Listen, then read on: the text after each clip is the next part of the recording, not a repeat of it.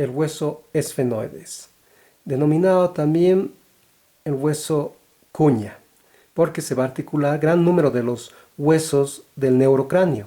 Anteriormente se va a articular con el frontal, el etmoides, superior y posterior con el parietal, posterior con el temporal, posterolateral, posteriormente con el occipital, inferiormente con el hueso vomer, en los maxilares y anteriormente con el hueso cigomático. Este hueso esfenoidal lo vamos a encontrar para su estudio, va a estar formado por un cuerpo del esfenoides, alas menores del esfenoides, alas mayores del esfenoides y las apófisis pterigoides. Estudiaremos inicialmente el cuerpo del esfenoides. Este cuerpo del esfenoides va a presentar la forma cúbica. Presentará una cara superior, una cara inferior, una cara anterior y una cara posterior. Dos caras laterales. Con eso, 6 caras. En la cara anterior vamos a encontrarnos con una cresta, denominada la cresta esfenoidal anterior. Dicha cresta esfenoidal anterior se va a articular con el borde posterior de la lámina perpendicular o pentagonal del etmoides. Lateral a ella encontramos una superficie lisa, en este caso, que va a dar origen a un agujero, el agujero del seno esfenoidal u ostium esfenoidalis. Lateral a ella una superficie de pequeñas cavidades denominadas la zona etmoidal. Dicha zona etmoidal para la articulación con la cara posterior del laberinto etmoidal. Cara anterior. Si tenemos una cara anterior, veamos la cara posterior. La cara posterior del cuerpo del esfenoides. Esta es articular y se va a articular con el borde anterior de la apófisis basilar del occipital y a partir de los 15 años va a producirse una sincondrosis, una fusión entre ambas. Por eso el occipital y el hueso esfenoides forma el hueso esfeno-occipital, occipitus esfenoidalis.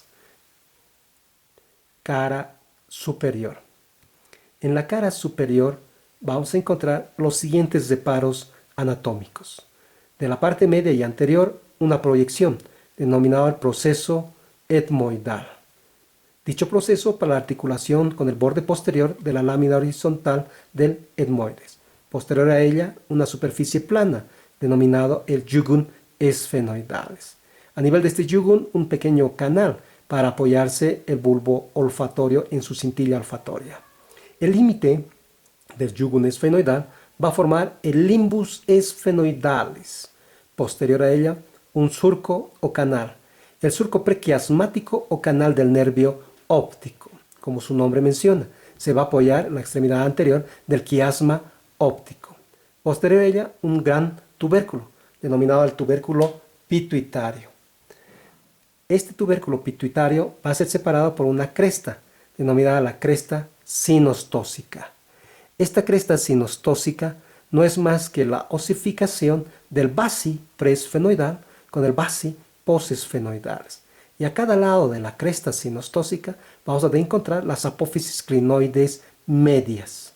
Posterior a esta cresta sinostósica, un canal, que es el canal del seno coronario anterior, también denominado canal o surco intercavernoso. Posterior a ella, la famosa silla turca o mal llamada silla turca, denominada simplemente la fosa pituitaria, donde se va a alojar a la glándula pituitaria o hipófisis. En la parte media y central de esta fosa podemos encontrar alguna vez un conducto, el conducto cráneo-faringeo o conducto del acero. Posterior a ella, el dorso de la silla turca o lámina cuadrilátera presenta un borde superior y dos bordes laterales. Entre el borde lateral y el borde superior evidenciamos a la apófisis clinoides posterior. En su borde lateral vamos a encontrar dos escotaduras, una escotadura del nervio motor ocular común y la otra escotadura del seno petroso inferior, que va a continuar con el surco del seno petroso inferior. La cara posterior de esta lámina cuadrigémina vamos a encontrar un surco, denominado el surco del clivus o canal basilar, cara superior del cuerpo del esfenoides. En la cara inferior encontramos a una cresta, que es la cresta esfenoidal inferior. Dicha cresta para la articulación con el borde superior del hueso vomer y formar la articulación esquindelessis. La proyección de esta cresta esfenoidal inferior va a formar el pico del esfenoides o rostrum esfenoidalis. Lateral y anteriormente una superficie plana de forma triangular, denominada los cornetes etmoidales o cornetes de Bertink, correspondientes al etmoides. Posterior y lateral vamos a encontrar las famosas apófisis vaginales, que nada más que van a dar origen de la raíz interna de las apófisis pterigoides.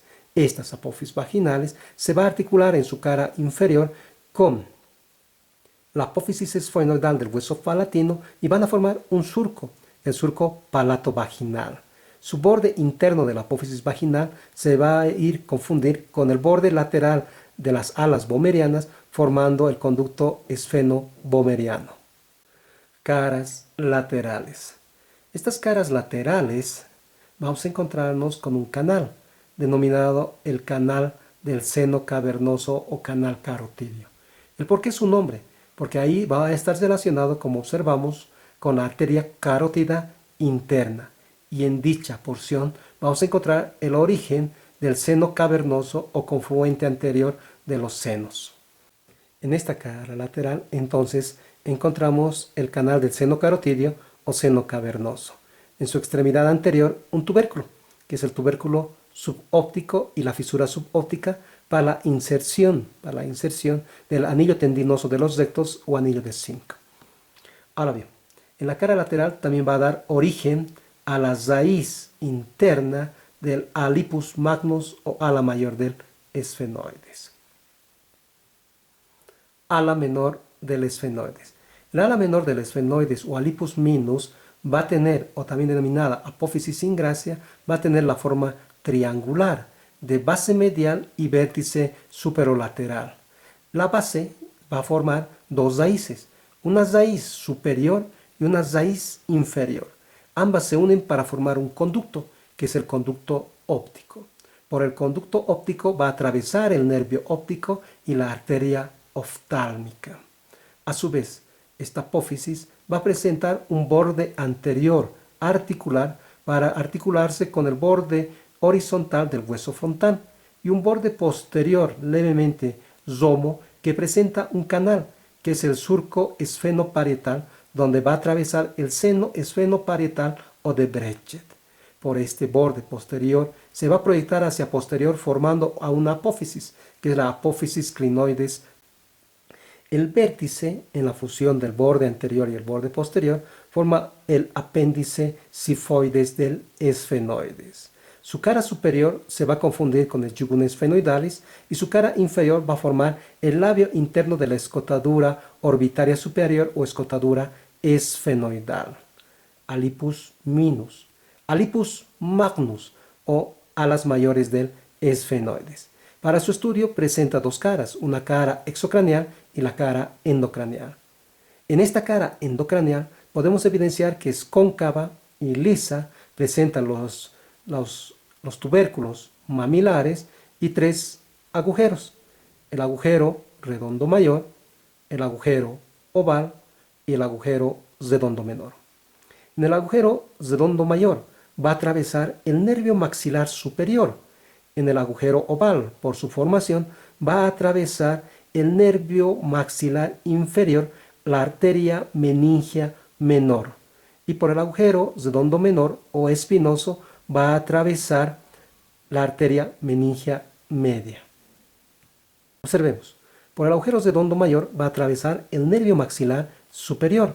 Por el agujero oval va a atravesar el nervio maxilar inferior, la arteria meningia menor y la vena emisaria.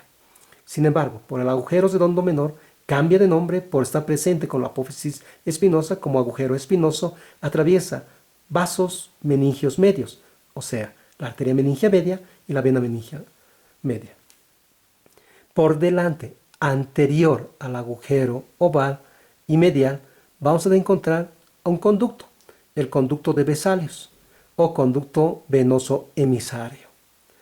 Posterior y medialmente al agujero oval encontramos a un conducto, que es el conducto innominado de Arnold, donde atraviesa el nervio meningio o nervio de Arnold.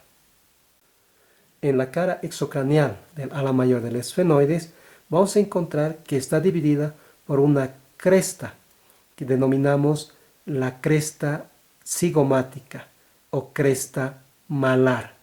Dicha cresta divide en una porción interna formando la carilla orbitaria. Esta carilla orbitaria de formación cuadrilátera va a formar la pared externa de la cavidad orbitaria. Su porción lateral, denominados esfenotemporal, va a ser subdividida también por otra cresta, que es la cresta esfenotemporal.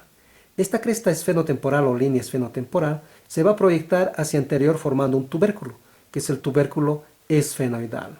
En dicho tubérculo esfenoidal se va a insertar el quinto par masticatorio. Superior a la cresta va a formar una carilla, que es la carilla temporal del ala mayor del esfenoides. Se va a insertar al músculo crotafíticos o músculo temporal. Y en la carilla, por debajo de la cresta esfenotemporal, la carilla subtemporal, donde se va a insertar el músculo pterigoideo externo o pterigoideo lateral. El ala mayor del esfenoides va a presentar bordes, un borde externo que es cóncavo para articularse con la escama del temporal y formar parte de la sutura escamosa, y presenta un borde interno medial. Este borde interno medial se va a dividir en tres porciones: anterior, media y posterior. La porción anterior del borde interno va a formar el labio externo de la escotadura esfenoidal o fisura orbitaria superior. La porción media se va a confundir con la cara lateral del cuerpo del esfenoides. En la extremidad posterior del borde interno encontramos una proyección en forma de lengua, denominada la língula esfenoidalis, en relación a la escatadura carotidia, y va a estar en relación con el agujero carotidio o foramen rasgado anterior. A su vez va a formar un pequeño canal, el canal del seno esfenopetroso. El borde interno con el borde externo va a formar en su extremidad posterior una apófisis, que es la apófisis espinosa. El borde medial y el borde lateral en su extremidad anterosuperior va a formar una superficie triangular, denominada superficie frontal. Apófisis pterigoides. Las apófisis pterigoides, para su origen, tiene dos raíces. Una raíz interna que da origen en la cara inferior del cuerpo del esfenoides, y una raíz externa o lateral en origen a la ala mayor del esfenoides.